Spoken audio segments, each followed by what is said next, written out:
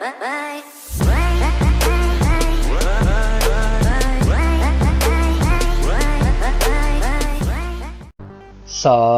tout le monde, comment allez-vous? Moi ça va plutôt bien. Aujourd'hui on se retrouve pour une nouvelle vidéo pour les jeux annulés. Voilà, aujourd'hui on va parler de Fire Emblem Hankoku no Miko tout simplement.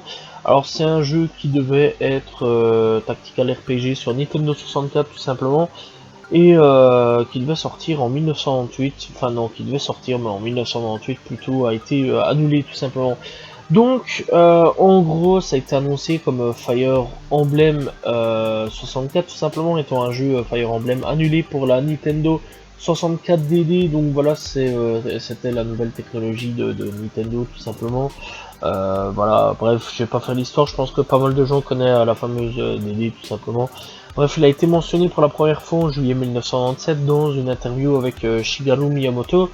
Un an plus tard, en septembre 1998, Hankoku no Miko a été officiellement annoncé dans divers magazines de jeux japonais. Simplement, 2 ans plus tard, en septembre 2000, tout simplement, le jeu a tout simplement été annulé, le développement a été déplacé vers la Game Boy Advance, et le jeu a été fortement retravaillé pour devenir Fire Emblem Binding Blade, tout simplement. Bref, en gros, ouais, 1998-2000, ça a été tout simplement annulé, tout simplement. Bref, donc dans l'ensemble.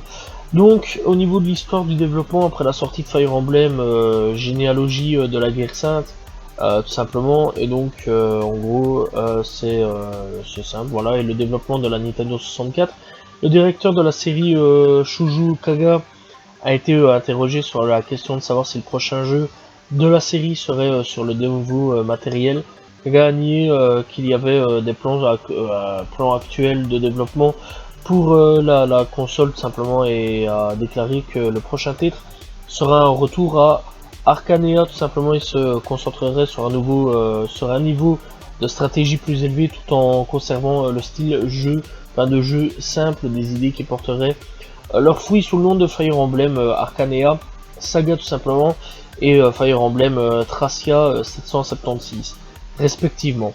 Interrogé à nouveau sur la Nintendo 64, Kaga a mentionné que la Super Famicom conviendrait tout simplement pour le prochain jeu, enfin pour le prochain jeu, oui, donc voilà. Bref, un an plus tard, en 1997, Shigeru Miyamoto a officiellement révélé que le travail avait été commencé sur un Fire Emblem 64, et que le jeu était prévu pour sortir à la seconde moitié de l'année suivante, après Mario RPG 2, qui deviendra tout simplement Paper Mario. Voilà, je pense que je vais pas non plus faire l'histoire de Paper Mario. Tout le monde connaît Paper Mario à l'heure actuelle. Dans le numéro de septembre 1998 de 64 Dream, le titre a été officiellement annoncé, mais aucun détail subventionnel a été inclus tout simplement à l'époque.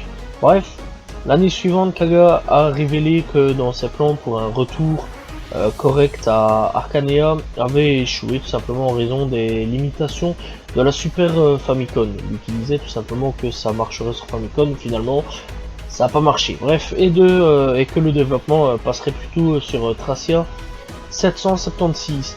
Après la sortie de Thracia 776, Kaga a mentionné des plans pour un port remasterisé pour la Nintendo 64. Finalement, au cours de cette année, Kaga quitta Intelligent System, voilà, qui est tout simplement en gros le développeur, donc voilà, les développeurs qui devaient tout simplement développer le fameux Fire Emblem.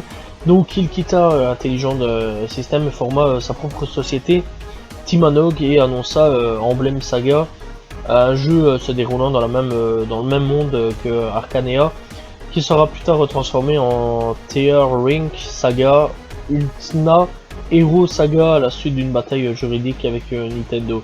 Parce que ouais, il faut savoir que quand on construit un jeu chez Nintendo, les droits appartiennent tout simplement à Nintendo, en gros, sur certaines choses. Voilà, c'est comme ça que Nintendo a beaucoup de trucs chez lui. Bref, après le départ de Kaga, Fire Emblem 64, désormais correctement sous-titré Hankoku no Miko, a été annulé pour la Nintendo 64 et a passé à la Game Boy Advance tout simplement en août 2000.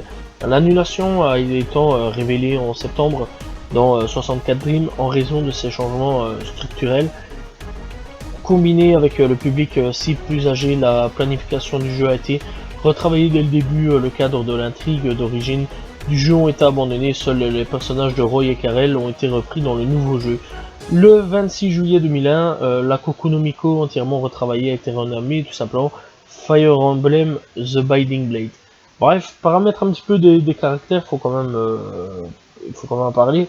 Même avec le développement du jeu, de jeu révélé dans le livre du 25e anniversaire The Making of Fire Emblem et les commentaires de Kaga sur son futur titre Arcanea prévu, on ne sait pas grand chose sur le cadre original de l'intrigue d'Akoku no Miko.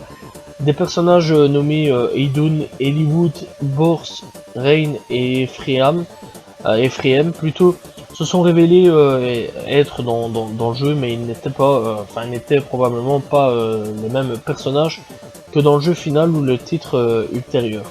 En raison des commentaires selon lesquels le seul personnage reporté de Koku no Miko, à part Roy, était Karel. De même, les personnages nouvellement révélés incluent Iron, Owain, Taiki, Lynette et Helen, avec les trois derniers et Idun ayant un concept art imprimé dans un livre. Roy était toujours pas le seigneur du jeu, mais a subi des changements répétés de conception et de nom. Son design original s'appelait Ike, tout simplement, IKE, bref, pour ceux qui veulent le savoir, avant la version finale. Voilà, tout simplement, c'est tout ce qu'on a en gros sur le jeu. Voilà, on n'a pas vraiment de choses super intéressantes venant de Fire Emblem. Donc en gros, ce qui s'est passé, c'est que le développeur original s'est barré. Voilà, donc le mec qui était chez Intelligent System s'est barré, a formé son propre truc, a voulu refaire un Fire Emblem, il s'est fait un petit peu baiser par Nintendo. Et donc Fire Emblem tout simplement est sorti sur Game Boy Advance sous un autre nom tout simplement et continue aujourd'hui d'exister. Donc voilà, et Fire Emblem a continué tout simplement d'exister. Bref, je vais pas aller plus loin là-dessus parce qu'il n'y a pas plus de trucs sur ce jeu là, mis à part que si vous voulez jouer un petit peu au jeu, n'hésitez pas à aller voir sur celui sur Game Boy Advance tout simplement qui est sorti, qui lui est tout simplement disponible, et pas sur en essayant de chercher des trucs sur internet, parce que je crois pas vraiment qu'il y ait des choses sur internet de gameplay ou quoi qu'est-ce. Du moins, j'en ai pas trouvé en fait du tout, loin de là, et c'est ça qui m'embête un peu. Donc du coup je vais devoir mettre du Fire Emblem venu de je ne sais pas d'où. Donc voilà, bref, dans tous les cas, j'espère que vous avez apprécié cette vidéo. N'hésitez pas à vous abonner, liker, commenter, partager. Je réponds toujours aux commentaires. On se retrouve demain pour une nouvelle vidéo. Salut tout le monde, ciao ciao.